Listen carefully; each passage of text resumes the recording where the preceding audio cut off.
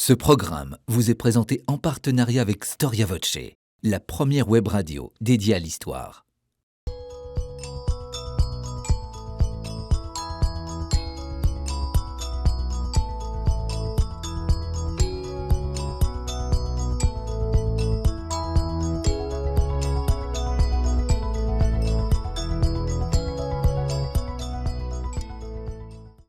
Chers téléspectateurs, bonjour, merci pour votre fidélité à votre émission Au risque de l'histoire. Je suis très heureux de vous retrouver pour un nouvel épisode sur un sujet ô combien polémique dans la longue histoire de l'Église, j'ai nommé les guerres de religion. Alors effectivement, tout le monde a en tête la fameuse nuit de la Saint-Barthélemy du 24 août 1572, de ces massacres parisiens, mais pas seulement à Paris, nous allons le voir, ces massacres qui commencent avec l'attentat contre l'amiral de Coligny, calviniste, par un homme de main du ligueur, le duc de Guise. L'événement a placé dans l'ensemble des 8 guerres de religion, nous dit l'ampleur du rejet de la réforme protestante et l'importance décisive de la lutte religieuse au sein du royaume de France. Alors que représentent ces 8 guerres de religion de 1562 à 1598 ? Quel rôle la politique joue-t-elle dans cette véritable guerre civile ? Comment faire la part de la légende noire et de la réalité historique que représente enfin l'édit de pacification, le fameux édit de Nantes de 1598 ? C'est ce que nous allons découvrir avec nos deux invités, Hugues Dossy et Jérémy Foa. Hugues Dossy, bonjour. Bonjour. Merci d'avoir répondu à notre invitation. Vous êtes professeur d'histoire moderne à l'université de Franche-Comté, grand spécialiste du protestantisme en France. Vous avez édité plusieurs ouvrages, notamment Le Parti huguenot, chronique d'une désillusion, 1557-1572, un livre paru chez Drose, qui a été honoré du prix Chateaubriand, un livre paru en 2014. Jérémy Foa, bonjour. Bonjour. Merci aussi d'avoir répondu à cette invitation de KTO et de Storia Voce. Vous êtes maître de conférences en histoire moderne à l'université d'Aix-Marseille. Vous aussi, vous avez écrit plusieurs ouvrages, notamment Le tombeau de la paix, une histoire des édits de pacification, les édits clôture en quelque sorte chaque période de conflit. Il n'y a pas que l'édit de Nantes, il y en a bien d'autres. Vous les étudiez ici. Et puis alors, plus léger, mais très pédagogique, et je suis très heureux de présenter cette collection aujourd'hui à travers cette émission. Donc, Sacrée Guerre, donc une façon, je viens de le dire, ludique de présenter, pédagogique, de présenter l'histoire de France. Il s'agit du 10e tome, il y en aura encore une autre dizaine. C'est un ouvrage que vous avez écrit avec Pochep, qui l'a illustré, à la fois une bande dessinée, mais aussi un éclairage historique, puisqu'à la fin, il y a tout un cahier qui présente de façon plus détaillée les choses. Alors, je rentre directement dans le sujet, tant il y a de choses à dire sur cette période complexe. Qu'appelle-t-on, Hugues Dossy, les guerres de religion ? Alors, les guerres de religion sont un ensemble de conflits, de guerres civiles, qui ont ensanglanté le royaume de France entre 1562 et 1598, mais qui, à vrai dire, ont commencé un peu avant, parce que l'année 1562, c'est l'année où on a l'habitude de fixer le début des guerres, mais elles ont commencé dès 1555-1557, avec des prémices assez violents. Ce sont des conflits qui ont été scandés par des interruptions, des périodes de paix, et on dénombre en tout 8 guerres. 8 guerres civiles, qui sont plus ou moins longues, et qui ont toutes été achevées, terminées par un édit de pacification, comme vous l'avez rappelé à l'instant. Quelle est la situation du protestantisme en France à cette époque ? Est-ce qu'il est comparable à d'autres pays en Europe ? En France, le protestantisme a pénétré dès les années 1520, avec quelques luthériens qui se sont déclarés, mais il a fallu attendre les années 1540-1550 pour voir vraiment le développement du mouvement avec le calvinisme. Et en France, le calvinisme est toujours demeuré une minorité, une petite minorité, puisque au sommet de son expansion, il ne représentait que 10% de la population. Donc il y a une grande différence entre le protestantisme français minoritaire et le protestantisme dans l'Empire, par exemple dans le Saint-Empire romain germanique, où certains États sont passés entièrement au protestantisme, au luthéranisme, sous l'impulsion de leur prince. Jérémy Foix, 1562-1598, c'est une période extrêmement longue, c'est en soi plus d'une génération. Il y a plusieurs temps dans le conflit, il y a plusieurs protagonistes qui émergent de ce conflit. En somme, votre bande dessinée résume ces 30 années, c'est un véritable défi. Oui, c'était effectivement un défi de mettre tout dans un livre de manière ludique. Et puis c'est vrai qu'il y a des grandes étapes, alors on essaie de passer par ces grandes étapes. Vous avez mentionné le massacre de la Saint-Barthélemy, 1572. On a des assassinats de rois, un avec Henri III en 1589, un avec Henri IV en 1610. Donc il y a énormément de choses, aussi bien politiques que religieuses, des massacres, des guerres que Hugues vient de résumer. Et puis c'est vrai qu'on a dit 1562, 1598, mais on pourrait tout à fait dire 1555, 1628, parce qu'en réalité, ça continue après. Ces dates-là sont aujourd'hui remises en question par les historiens, notamment parce qu'il y a des enjeux historiographiques derrière ces bornes. Dire que ça commence en 1562, c'est dire que ça commence avec le massacre de Vassy, et que donc c'est la faute, entre guillemets, des catholiques. Vous voyez ? Donc il y a des enjeux politiques, des enjeux de culpabilité, entre guillemets, derrière l'attribution d'une date et d'un début de période. Alors, il y a, peut-être d'un point de vue général, mais on y reviendra, il y a bien évidemment les massacres. Il y a aussi une chose dont on parle peu souvent, on l'a évoqué dans une autre émission de KTO, une émission sur Storia Voce, de Mathieu Lours, le livre de Mathieu Lours, L'Église en ruine, où il montre qu'il y a ce qu'on appelle un iconoclasme protestant, c'est-à-dire une destruction des images de saints, des images de vierges, etc. Oui, alors ça, c'est quelque chose qui a été très bien étudié par Olivier Christin, qui a consacré sa thèse à l'iconoclasme protestant. Pendant très longtemps, on a dit qu'il s'agissait de gestes barbares, de gestes non raisonnés, cet iconoclasme. Olivier Christin, ce qu'il a montré, c'est qu'il s'agit de gestes théologiques par lesquels les protestants font part de leur conception religieuse et notamment de leur refus que le céleste s'incarne en la matière. Il s'agit, en cassant une statue, de dire, bien non, cette statue, ce n'est pas Dieu. Cette statue, c'est un morceau de pierre. Cette hostie, ce n'est pas Dieu. Cette hostie, c'est un morceau de pain. Donc Olivier Christin a essayé de montrer qu'il y avait un langage religieux, un engagement d'une foi profonde derrière des gestes qui, pendant très longtemps, notamment par l'intermédiaire des historiens de l'Église, étaient considérés comme des gestes irraisonnés, barbares. Comment se déclenche, je reviens à la chronologie, dans quelles circonstances la première guerre de religion se déclenche-t-elle ?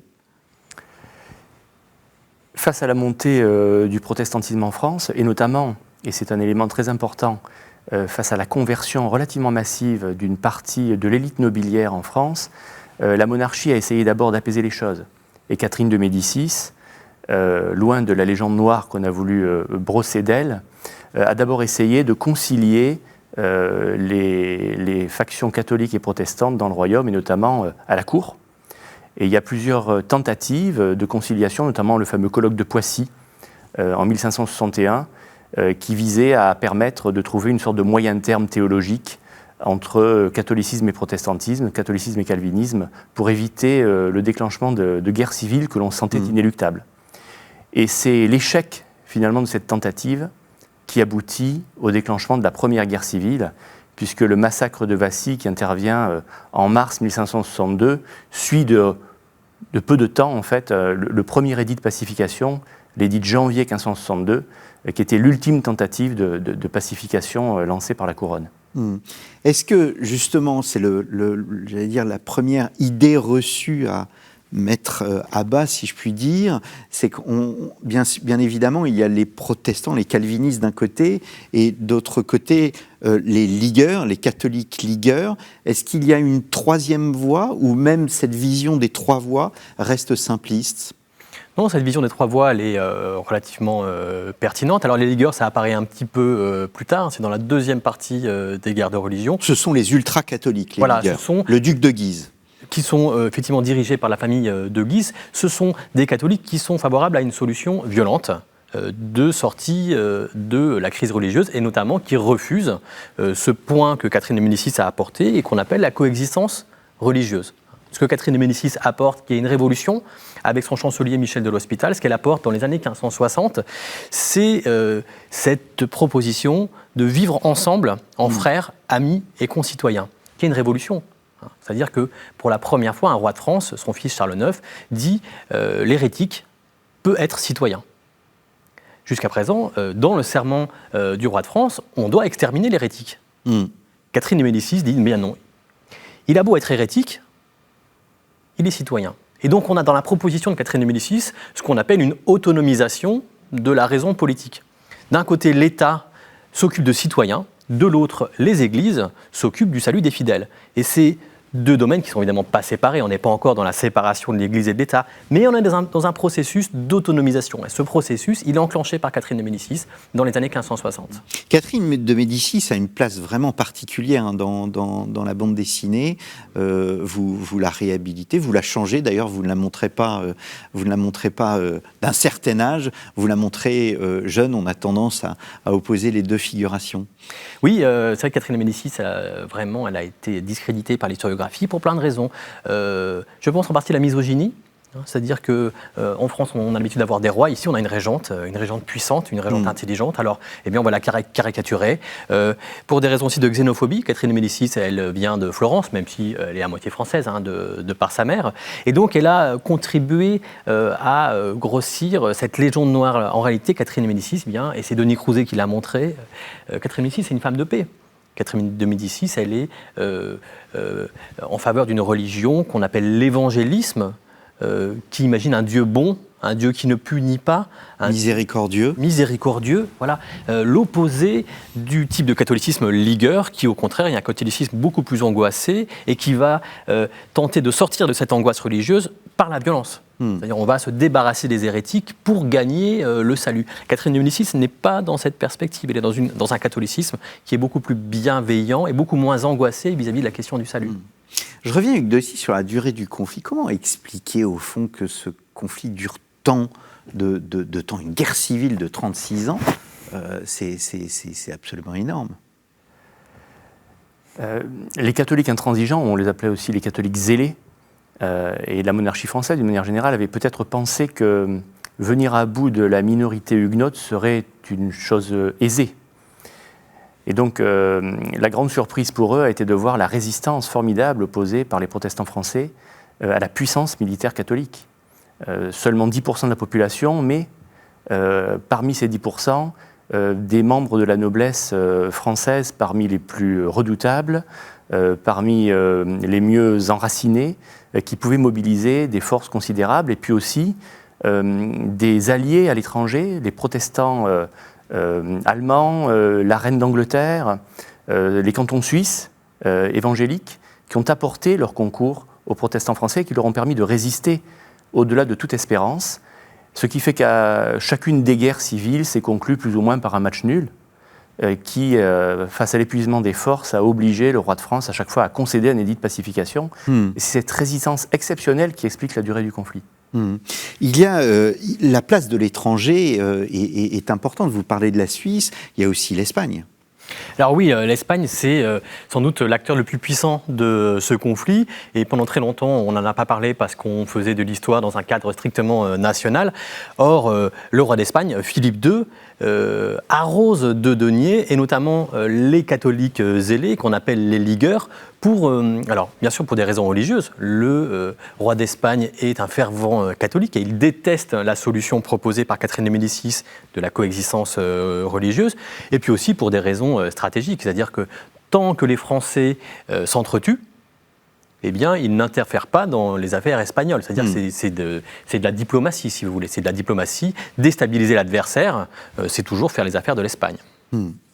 Alors j'ai commencé cette émission en évoquant le fait majeur qui symbolise en quelque sorte l'obscurantisme de l'Église, c'est la Saint-Barthélemy. Qu'est-ce qui s'est passé ce 24 août 1572 ? Eh bien, il faut d'ailleurs commencer peut-être un peu avant, au 22 août, et un peu avant avec le mariage, le fameux mariage de la reine Margot. C'est ça, il faut recontextualiser un petit peu. Catherine de Médicis, toujours dans cette perspective d'apaisement, d'établissement de la coexistence pacifique, voulait enraciner la paix en concluant un mariage entre sa fille, Marguerite de Valois, et le jeune prince de Navarre, Henri de Navarre, le fils de Jeanne d'Albret, chef du parti protestant. Et la conclusion de l'accord de mariage entre les deux reines, au terme de longues négociations, aboutit à la célébration du mariage à Paris, le 18 août 1572. Et pour l'occasion, nombre de protestants sont venus à Paris. L'élite de la noblesse protestante est présente. Et quelques jours après, le 22 août, Gaspard de Coligny, l'amiral de Coligny, qui siégeait au Conseil du roi, est victime d'un attentat alors qu'il sort du Louvre. Et cet attentat ne le tue pas, le blesse grièvement. Il est transporté dans son logis. Le roi de France, Charles IX, vient le visiter, lui l'assure de tout son soutien. Et de manière qui est demeurée longtemps incompréhensible aux yeux des historiens, 24 heures plus tard, dans la nuit du 23 au 24 août, ce même roi, Charles IX, donne l'ordre d'exécuter Coligny et les chefs protestants qui étaient logés à Paris. Et ce premier massacre, en quelque sorte, cette exécution des chefs protestants, est suivi par un déchaînement de violence, un massacre plus généralisé que la population parisienne exerce, très catholique, parce que Paris était une ville vraiment très, très fortement catholique, que la population parisienne exerce sur les Parisiens protestants. Et cela cause plusieurs milliers de morts. Mais pourquoi, en fait, le roi, en quelque sorte, c'est déjugé, il a une responsabilité, il a la responsabilité du massacre? Alors il faut distinguer deux choses. Il y a l'exécution des chefs protestants et le massacre. Le massacre massif, en lui-même, c'est une réaction violente de la population parisienne qui est hors de contrôle. Ouais. Donc ça, il faut l'oublier dans l'examen des responsabilités. La véritable question se pose pour l'ordre donné d'exécuter les chefs protestants. Voilà. Et c'est autour de cette question-là que l'historiographie s'est focalisée et que les débats ont eu lieu. Pourquoi a-t-on ordonné le massacre des chefs protestants? Qui l'a fait?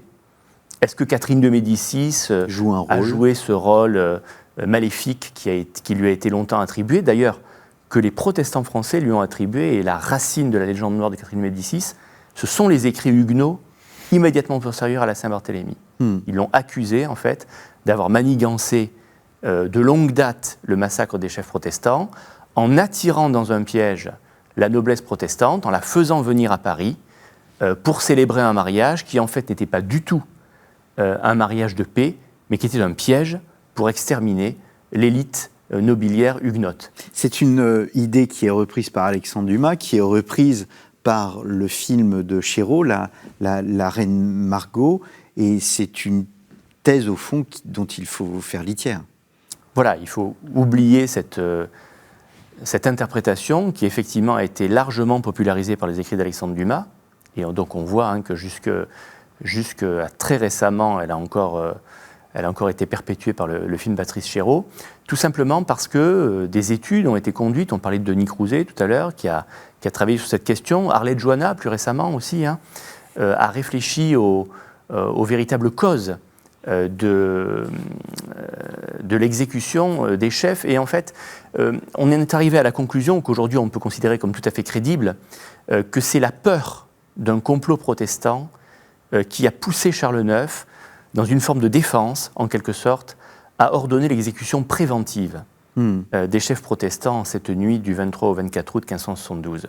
Mais ça aussi, ça s'enracine dans les événements des années précédentes. Vous voulez réagir, Oui, je pense que ce qu'on peut mettre à charge de la couronne, c'est peut-être cette maladresse ou cette inconséquence qui est d'imaginer qu'en donnant l'ordre de tuer peut-être une vingtaine de chefs protestants, il n'y aura pas de réaction dans la rue parisienne.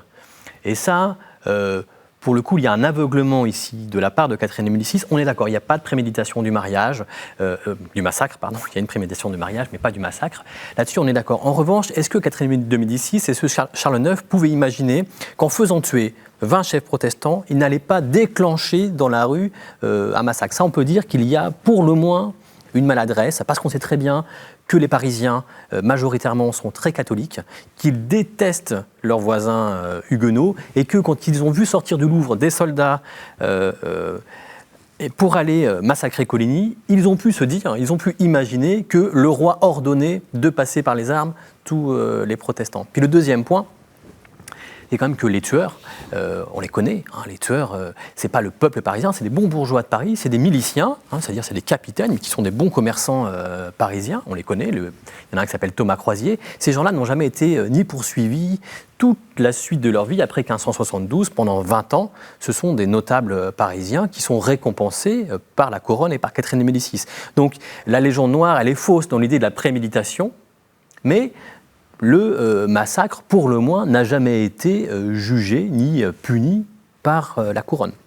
Mais si on vous entend bien, là, on n'est pas vraiment dans un domaine religieux, en soi, on est dans un domaine politique. Vous parlez de peur d'un complot, donc on imagine que ce complot viserait, au fond, à renverser la couronne? En fait, ce qu'on appelle les guerres de religion, ce sont des guerres civiles qui ont très vite pris une forte dimension politique. Une forte dimension politique parce que, aux yeux de la monarchie, la contestation de la religion du roi pouvait aboutir finalement très rapidement à la contestation du pouvoir royal. Ne pas adopter la même religion que le roi, c'était en quelque sorte se poser en séditieux. C'est ainsi que François Ier l'avait présenté dès 1540. Dans une ordonnance de 1540, François Ier avait assimilé hérésie et sédition. Ne pas être catholique comme le roi, c'était être un mauvais sujet. Et cette image a perduré. Et les événements des premières guerres, les prises d'armes des protestants, ont contribué à enraciner dans l'imaginaire collectif, mais aussi dans l'esprit du roi, et notamment de Charles IX. Il y a notamment un épisode très important, ce qu'on appelle la surprise de Meaux, en 1567, qui est une tentative de la part de la noblesse protestante de s'approcher du roi afin de le convaincre de se débarrasser des Guises, des conseillers catholiques, et pour ce faire, il prévoyait d'intervenir militairement à Meaux. Charles IX a dû fuir dans la nuit sa résidence de Meaux pour entrer à Paris, dans la panique avec la cour. Il en est resté profondément humilié. Et lorsqu'en 1572, à la suite de la tentative d'assassinat de Coligny, les protestants présents à Paris en masse se sont agités, ont demandé justice, ont demandé au roi de punir le coupable, qu'ils estimaient être le duc de Guise. Charles IX a eu une réminiscence, en quelque sorte, de la surprise de Meaux, et il a eu peur d'une entreprise militaire de la part des protestants à l'intérieur même des murs de la capitale. Et c'est cette peur, qui est aussi une peur de menace de son pouvoir politique, qui l'a conduit à ordonner l'exécution des chefs protestants. Mais pourtant, vous le disiez tout à l'heure, Coligny fait partie du Conseil du roi. Oui, quelle était la place des protestants dans ce conseil? Quelle était la place des protestants de manière générale dans les structures du pouvoir de cette époque? Les protestants jouent un grand rôle. Coligny est amiral de France, donc c'est un grand officier de la couronne, c'est l'un des personnages les plus éminents de l'État.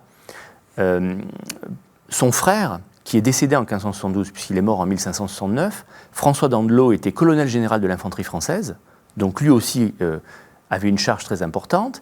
Et puis il ne faut pas oublier qu'à la tête du parti huguenot se trouvaient des membres de la lignée royale, puisque les chefs de la maison de Bourbon, d'abord le prince de Condé, Louis Ier de Condé, qui était premier prince du sang, était le chef du parti huguenot, et puis à sa mort, à la bataille de Jarnac, c'est son fils, Henri de Condé, prince du sang, et son cousin, le cousin du jeune Henri de Condé, Henri de Navarre, le fils de Jeanne d'Albret, qui devait donc épouser Marguerite de Valois peu avant le massacre de la Saint-Barthélemy, qui sont eux aussi les membres les plus éminents de la dynastie des Bourbons, et qui prennent la tête du parti. Donc il y a une véritable puissance politique, un rôle politique majeur joués par les chefs du parti protestant, ce qui leur confère une puissance considérable. Alors, vous présentez bien, vous, Jérémy Foy, dans la BD, le fait que ce que vous distinguez, d'ailleurs, il y a les chefs politiques et puis il y a ce que font les Parisiens. Et donc, vous montrez des petites gens, des marchands qui sont massacrés. Et j'irai même plus loin, vous avez voilà, il n'y a pas que Paris, il y a aussi dans les provinces des massacres. Alors oui, Paris, c'est le massacre le plus important, puis c'est le premier, peut-être 3000 morts. Et puis très rapidement, le massacre s'étend au fur et à mesure que la nouvelle arrive en province. Alors on a un massacre très important à Orléans, à la fin du mois d'août. On a un massacre très important à Lyon, aussi à la fin du mois d'août. Chaque fois que la nouvelle arrive dans une ville, elle est interprétée en fonction des intérêts locaux. À Lyon, par exemple, on emprisonne les protestants. Alors on emprisonne les protestants, pourquoi ? Dit-on, pour les protéger. Et puis ce qui va se passer, comme dans beaucoup d'autres villes, comme à Toulouse, eh bien, les massacres se jouent aux prisons. C'est-à-dire qu'on va massacrer des gens qui ne peuvent pas se défendre puisqu'ils sont emprisonnés. Donc on a Orléans, Lyon, Toulouse, Rouen. J'en oublie, mais Bordeaux, bien sûr. Le massacre de la Saint-Barthélemy, Michelet l'a dit, ce n'est pas une journée, c'est une saison. C'est-à-dire que pendant très longtemps, ça va durer comme une traînée de poudre et occasionner peut-être, mais là-dessus, les chiffres sont invérifiables. On dit 10 000 morts, mais on ne sait pas vraiment d'où sort ce chiffre. Est-ce que du côté protestant, il y a aussi des exactions et des massacres qui sont des réponses ou avant même les massacres de la Saint-Barthélemy, est-ce qu'il y a eu en France des heurts qui ont amené des morts, pour le coup, du côté catholique ? Alors c'est une vraie question que vous soulevez là, la différence entre la violence catholique et la violence protestante. Il ne s'agit pas de déterminer qui sont les bons et les méchants, il s'agit de comprendre pourquoi est-ce qu'on commet des violences. Alors oui, bien sûr, les protestants ont commis des violences, notamment à Nîmes en 1567, il y a un massacre, mais il faut rappeler deux choses. Première chose, les protestants sont beaucoup moins nombreux, donc de manière générale, les rapports de force ne les poussent pas à la violence. Ils sont beaucoup moins nombreux, sauf peut-être dans le sud du royaume. Mais surtout, la différence, elle est vraiment religieuse, et c'est Denis Crouzet qui l'a montré. Les catholiques, quand ils commettent des violences, et notamment lors des massacres, cherchent à se désangoisser.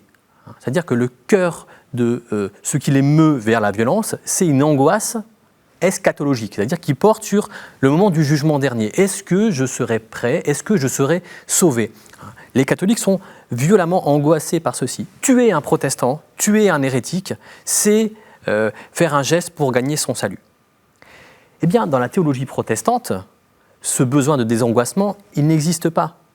Parce qu'il n'y a plus d'angoisse, il n'y a plus l'angoisse du péché. Et exactement, toute une série de choses disparaissent, et notamment cette idée du jugement dernier. Chez les calvinistes, avec la prédestination, le jugement a déjà eu lieu.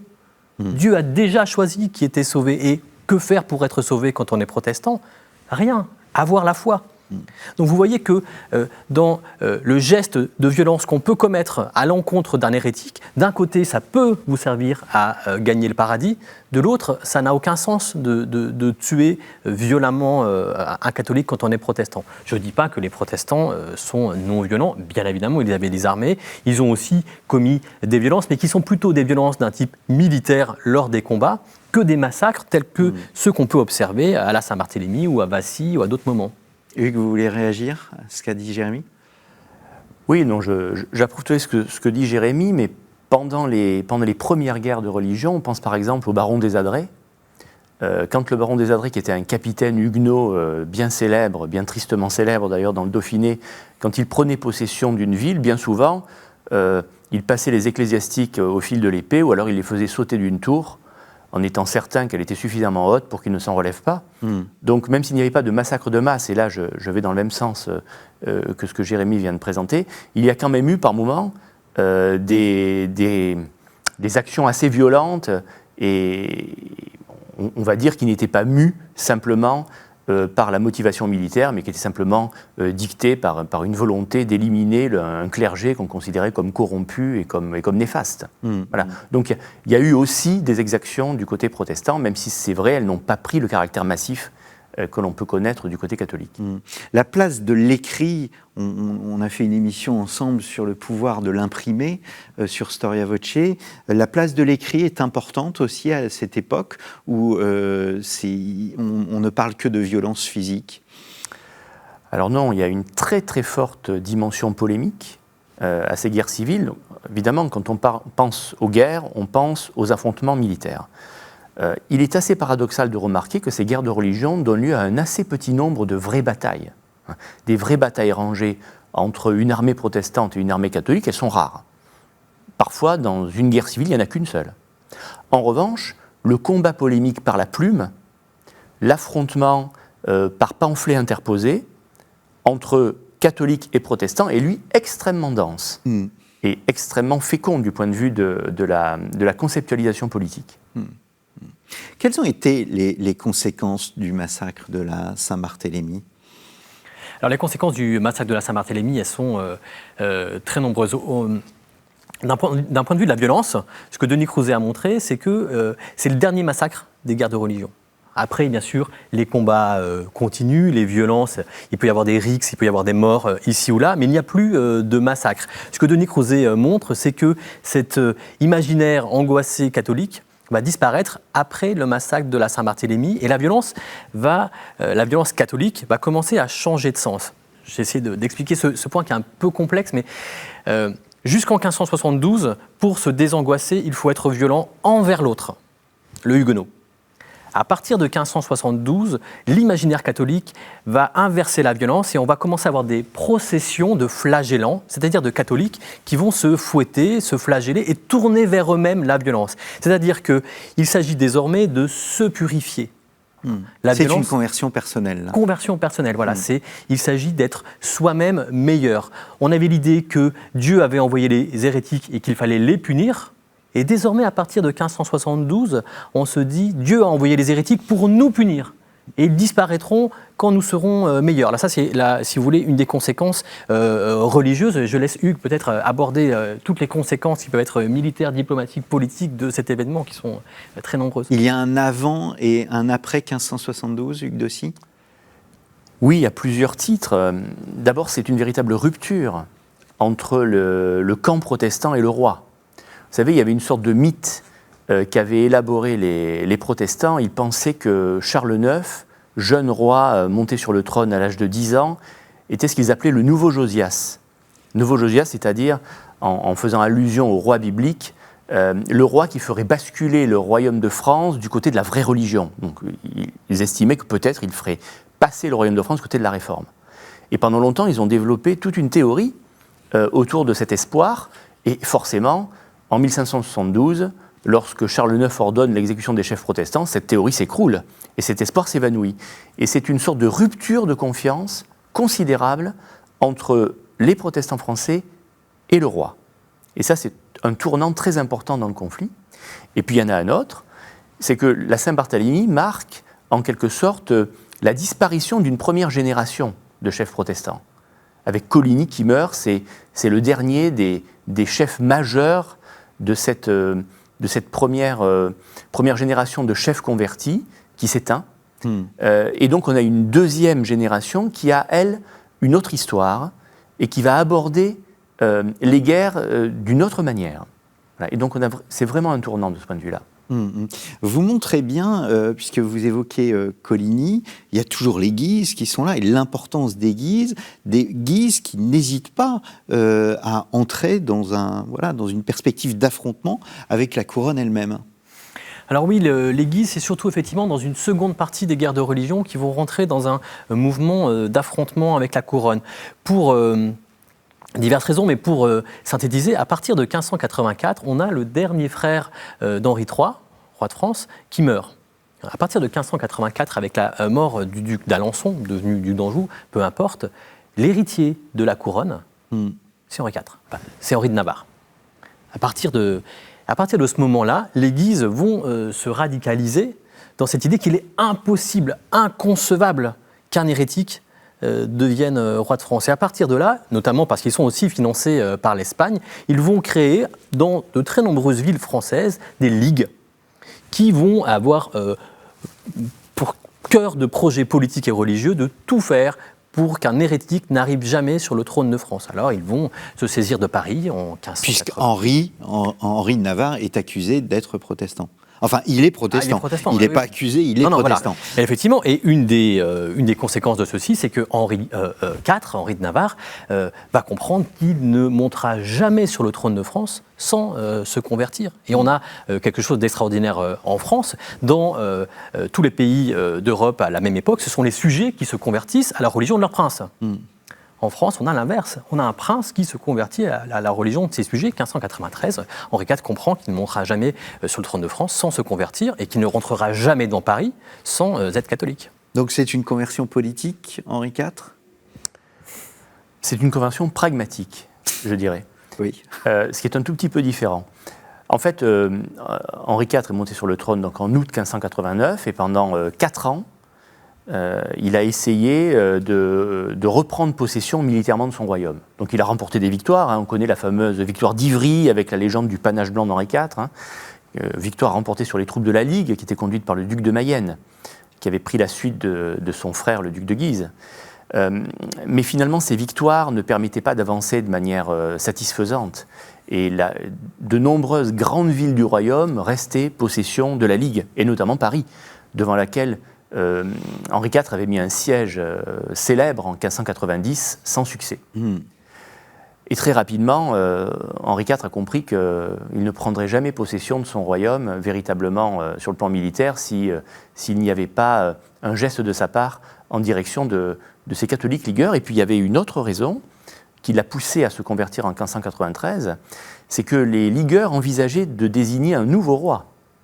Alors, Henri IV était roi par la loi salique, il était roi légitime, mais cette légitimité était contestée par les ligueurs parce qu'il n'était pas catholique, et ils envisageaient de faire désigner l'infante d'Espagne, Isabelle Claire-Eugénie, qui était en fait la petite fille d'Henri II, puisque Élisabeth de Valois, fille d'Henri II, avait épousé le roi d'Espagne Philippe II, et donc il y avait une parenté avec le roi de France. Ils envisageaient donc de faire désigner l'infante d'Espagne comme reine de France et peut-être de lui faire épouser le fils du duc de Guise. C'est une des hypothèses qui était alors en vigueur. Et forcément, à ce moment-là, la légitimité d'Henri IV s'en serait trouvée fortement affaiblie. Mais la loi salique, normalement, ça ne peut être qu'un homme, elle ne peut pas passer par la femme. Voilà, mais les ligueurs contestaient cette idée. La faculté d'appliquer la loi salique dans la mesure où l'héritier du trône n'était pas catholique. C'est le vrai problème. C'est-à-dire que ce qui va naître de ce conflit, c'est une nouvelle loi fondamentale qui est la loi de catholicité, qui était jusqu'à présent tacite parce qu'on n'avait jamais eu à se poser la question, mais désormais il est plus important d'être catholique que de passer par les femmes, les hommes. Alors, il y a de nombreux édits qui jalonnent ces guerres de religion, avec ce titre magnifique, Jérémie Faura, le tombeau de la paix. Vous les avez étudiés jusqu'au massacre de la Saint-Barthélemy. On retient l'édit de Nantes. Qu'est-ce qui distingue l'édit de Nantes ? Alors c'est une bonne question parce qu'on parle toujours de l'édit de Nantes, et c'est vrai que moi, comme j'ai travaillé sur les autres édits... Il y a eu Amboise, Saint-Maur, Boulogne... Il y en a plein, et surtout on retient l'édit de Nantes parce qu'évidemment les Français aiment beaucoup Henri IV, le roi de la poule au pot, et qu'il y a eu une intense propagande autour de... Bon, alors moi je retiens Catherine de Médicis et son chancelier Michel de l'Hospital parce que ce sont les premiers à avoir fait ce type d'édit. Qu'est-ce que l'édit de Nantes ? Eh bien, c'est un édit de Catherine de Médicis qui a réussi, mais c'est la même chose. C'est-à-dire que Henri IV bénéficie d'une conjoncture extraordinaire, et notamment Hugues l'a dit, les Français sont épuisés. En 1598, les Français sont épuisés par presque 40 ans de guerre. Les récoltes sont ravagées, les loups commencent à envahir les campagnes. Bref, quand Henri IV propose l'édit de Nantes, qui, au niveau de son contenu, ne dit rien de nouveau, quasiment rien de nouveau, par rapport à ce que dit l'édit d'Amboise de 1563. Mais le contexte est tout à fait différent, notamment économique. Alors oui, pour le dire très vite, le premier édit le plus original, c'est l'édit de janvier 1562, proposé par Catherine de Médicis. 2 points révolutionnaire. 1, liberté de conscience. C'est-à-dire que, voilà, on invente ici un concept qui est amené à un grand avenir. Les protestants ne peuvent plus être poursuivis pour ce qu'ils pensent, pour ce qu'ils croient. Ils ne peuvent plus passer devant un tribunal pour ce qu'ils croient. Premier point. Deuxième point, liberté de culte. Alors, liberté de culte qui n'est pas totale, bien sûr, c'est une liberté de culte limitée. Les protestants, par l'édit de janvier 1562, ont droit à des temples dans les faubourgs des villes, c'est-à-dire qu'on les écarte des centres-villes, notamment pour éviter les conflits avec les catholiques. Tous les édits de Catherine de Médicis, alors chaque fois qu'il y a un édit, en général, une nouvelle guerre se déclenche. Un édit, une guerre, un édit, une guerre. Elle fait l'édit d'Amboise en 1563, l'édit de Saint-Germain en 1570. Il y en a toute une série jusqu'à l'édit de Nantes qui ne dit rien de fondamentalement nouveau, mais le contexte est très différent. Voilà. On lit souvent Hugues d'Aussy que le roi Henri IV, donc ancien huguenot, a littéralement accordé l'édit à ses anciens coreligionnaires par un geste de pure bonté. C'est exact que de l'affirmer ? Non, c'est très exagéré. En fait, on peut même dire que c'est totalement inexact.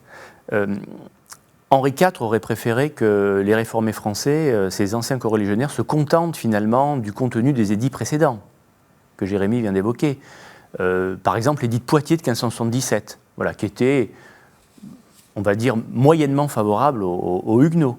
Mais les Huguenots ont refusé de se contenter de cet édit, et ils ont engagé de véritables négociations avec Henri IV. Ils ont même usé de la menace pour le pousser à céder, et on se réunissait à l'époque ce qu'on appelait les assemblées politiques des protestants français, qui étaient des instances délibératives, dans lesquelles siégeaient notamment les grands personnages de la noblesse protestante, et qui ont engagé un véritable dialogue avec la monarchie pendant presque 5 ans, entre 1593, la conversion d'Henri IV, et 1598, la signature de l'édit de Nantes. Et au cours de ce long dialogue, il y a eu d'interminables rebondissements, des négociations, et les protestants français ont même fait appréhender à Henri IV la possibilité de reprendre les armes. Et c'est parce qu'il voulait éviter une reprise des guerres civiles qu'il a fini par céder et par octroyer l'édit de Nantes. Donc en fait, c'est une sorte de contrat, cet édit de Nantes. C'est un traité qui a été conclu entre le roi de France et ses sujets protestants, et s'il avait pu se passer de le leur concéder, il l'aurait fait. Entre le roi de France et ses sujets protestants, comment réagissent les ligueurs, comment réagissent les ultra-catholiques ? Ils sont fortement mécontents, ils sont très mécontents, mais en même temps, il y a une autre idée qui a fait son chemin pendant ces longues années de guerre civile, c'est qu'il était finalement impossible de réduire les Huguenots par la guerre. On s'est rendu compte, au fil des guerres, que finalement, sur le plan militaire, les Huguenots ne perdraient pas. Et donc, par résignation, en quelque sorte, on a fini par aller vers cette solution pacifique qui n'a pas été acceptée comme étant une situation valide, si vous voulez, sur le plan religieux, mais c'est une résignation provisoire, il faut bien entendre le terme de provisoire, face à l'incapacité de la monarchie à anéantir l'hérésie. L'édit de Nantes, c'est la fin des guerres de religion, ça sonne la fin de ces guerres, c'est-à-dire que cet affrontement se termine à cette époque où il y aura après des prolongements, et on pense notamment à une autre guerre qui est la guerre de 30 ans, qui pour le coup est une guerre européenne. Alors, si on a retenu 1598, c'est en raison en grande partie de la propagande autour d'Henri IV, le bon roi, qui ramène à la fois la poule dans chaque foyer français et la paix. Alors il fait la paix avec l'Espagne et puis il fait aussi l'édit de Nantes. Non, en réalité, les guerres de religion, et même en France, vous avez évoqué le conflit de la guerre de 30 ans, mais même en France, en réalité, dès la mort d'Henri IV en 1610, les conflits entre les grands capitaines protestants et la couronne vont reprendre. Et Nicolas Leroux, dernièrement, a proposé un manuel par lequel il fait terminer les guerres de religion en 1628, c'est-à-dire 30 ans après l'édit de Nantes. C'est un peu comme la Révolution française, on ne sait plus quand est-ce qu'elle se termine. Édit perpétuel et irrévocable, et pourtant il y aura une révocation de l'édit de Nantes, Hugues d'Aussy. En fait, la qualification de perpétuel et irrévocable, c'est un terme de ce qu'on appelle la diplomatique royale. La diplomatique royale, c'est la forme, l'aspect formel des édits. Le terme perpétuel et irrévocable donnait simplement une force plus importante à l'édit. Mais en fait, aucun édit n'était irrévocable. Le roi qui avait pris cet édit lui-même et tous ses successeurs avaient la faculté de le révoquer. Et c'est ce qu'a fait Louis XIV en 1685. Donc pendant bien longtemps, on a été aveuglé par ce qualificatif qui n'était pas du tout un gage de perpétuité, mais simplement l'expression de la volonté d'Henri IV de faire appliquer concrètement cet édit. Et Jérémie l'a étudié pour les édits antérieurs, une des grandes difficultés éprouvées par la couronne a toujours été de faire appliquer les édits de pacification. Il y avait l'édit et il y avait la réalité. Et elle était toujours relativement éloignée. Une des caractéristiques de l'édit de Nantes, c'est que ça a été l'un des édits de pacification les mieux appliqués, même s'il ne l'a pas été totalement. La grande victoire, en quelque sorte, du camp protestant, Jérémie Foix, c'est le fait d'obtenir cette liberté de conscience, mais c'est une liberté qui est, au fond, privée. Oui, vous avez bien résumé les choses. C'est une immense victoire. C'est une immense victoire, je pense, pour l'humanité, et pas que pour les protestants. Mais une des conséquences des guerres de religion, c'est qu'on va troquer cette liberté de conscience. Dans l'espace privé, chez soi, on peut croire ce qu'on veut, enfin ce qu'on veut. On peut être protestant ou catholique, on peut pas être bouddhiste. En échange de quoi on se tait sur l'espace public. Et l'absolutisme, ou la structure politique de l'absolutisme, telle qu'elle sort des guerres de religion, c'est ça. C'est-à-dire, vous croyez ce que vous voulez chez vous. La liberté de conscience, très bien, mais en privé. En revanche, l'espace public, on ne peut pas utiliser son esprit critique dans l'espace public. L'espace public est le monopole du roi. Et finalement, qu'est-ce que c'est que les Lumières au XVIIIe siècle, c'est Emmanuel Kant qui le dit, c'est la revendication d'utiliser son esprit et d'utiliser sa critique dans l'espace public. Mais le XVIIe siècle, l'absolutisme du XVIIe siècle tel qu'il naît des guerres de religion, c'est cette idée que si l'on utilise sa liberté de conscience dans l'espace public, ça va conduire à la guerre. Pour sortir de la guerre, on se tait dans l'espace public et on fait ce qu'on veut chez soi. Nous ne l'avons peut-être pas dit ou mal dit, mais il y a cette remise en cause de la figure royale qui est au fond une figure sacrée. Et ce côté sacré, on le voit dans la destruction, dans l'iconoclasme protestant, est remis en cause par les protestants. Alors là, il faut nuancer un petit peu l'affirmation. Disons qu'il y a le courant officiel au sein du parti huguenot, les chefs du parti huguenot prennent toujours les armes au nom du roi, pour défendre le roi. Ça, c'est la manière dont on justifie les prises d'armes, afin d'éviter d'être qualifiés de séditieux. Et puis la réalité, en arrière-plan, est qu'effectivement, quand on prend les armes pour se défendre contre les catholiques intransigeants, en même temps, on prend aussi les armes forcément contre le roi, puisque l'armée catholique, c'est l'armée royale.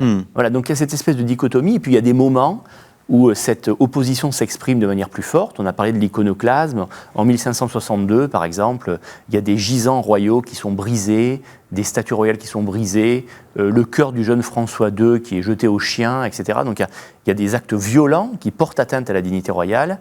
Et puis aussi, il y a toute une série d'écrits qui sont publiés après la Saint-Barthélemy, qu'on appelle les écrits monarchomaques, qui énoncent des théories politiques qui sont révolutionnaires pour l'époque, qui vont contrairement à l'encontre des théories du pouvoir royal et qui prônent une souveraineté populaire, ce qui est quelque chose de tout à fait révolutionnaire.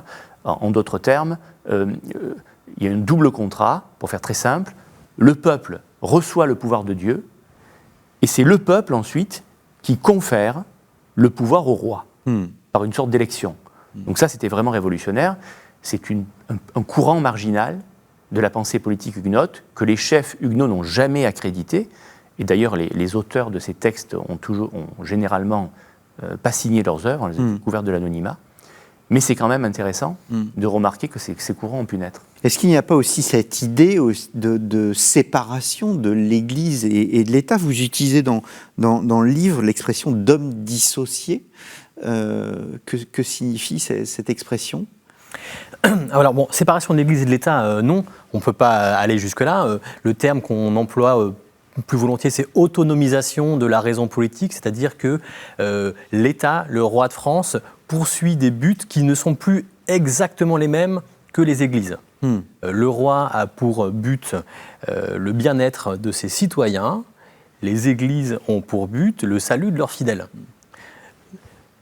Alors qu'au Moyen-Âge, par exemple, ces deux buts pouvaient être superposables, c'est-à-dire que le roi de France pouvait avoir en tête qu'il lui revenait de contribuer au salut de ses sujets. Les guerres de religion, c'est un moment où on accepte qu'un officier soit huguenot, c'est-à-dire qu'il y a une différence entre une compétence professionnelle, on est conseiller au Parlement de Paris, on a une compétence professionnelle et que cette compétence professionnelle n'empiète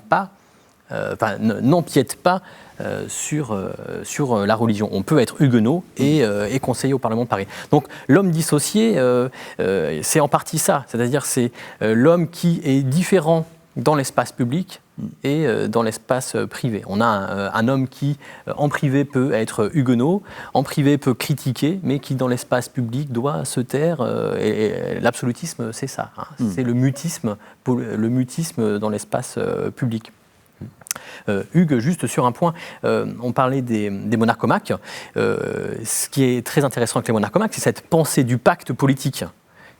La pensée que le roi de France doit remplir un certain nombre d'éléments du contrat, et s'il ne les remplit pas, on peut le renverser. Cette pensée qui naît dans les rangs protestants, progressivement, elle est récupérée et elle passe du côté catholique. C'est-à-dire que ce sont les ligueurs qui, dans les années 1590, disent ce roi qui est un roi hérétique ne remplit pas le contrat et on a le droit de le destituer, ou plus, on a le droit de le tuer. Et vous savez qu'à 2 reprises, quand même, les catholiques des catholiques tuent un roi de France, 1589 avec Henri III et 1610 avec Henri IV. Un dernier mot ? Ouais, une des grandes évolutions en fait de la période, c'est que l'on reconnaît finalement qu'on peut être à la fois protestant et bon sujet du roi de France. Et c'est ça l'édit de Nantes. L'édit de Nantes, c'est reconnaître qu'il y a une distinction entre le citoyen et le chrétien. Eh bien, merci à tous les deux pour votre pédagogie, parce que c'est un sujet ô combien complexe. Jérémy Foy, Le tombeau de la paix, une histoire des édits de pacification, 1560-1572, paru aux presses universitaires de Limoges. Vous avez signé aussi avec le dessinateur Pochep, Sacrée guerre, donc de Catherine de Médicis à Henri IV, à la fois une bande dessinée et le tout est muni d'un cahier explicatif et aussi très pédagogique.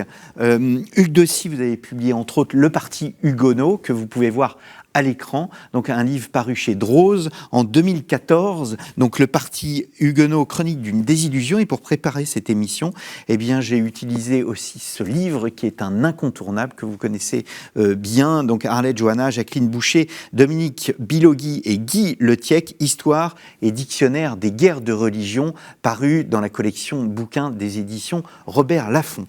Il me reste à vous remercier, chers téléspectateurs, pour votre fidélité. Rendez-vous sur ktotv.com pour voir toutes les anciennes émissions de Risque de l'Histoire. Et si vous voulez entretenir votre passion de l'histoire, vous pouvez aussi vous rendre sur le site storiavoce.com. Merci beaucoup et je vous donne rendez-vous dans 2 semaines pour un nouvel épisode de Risque de l'Histoire.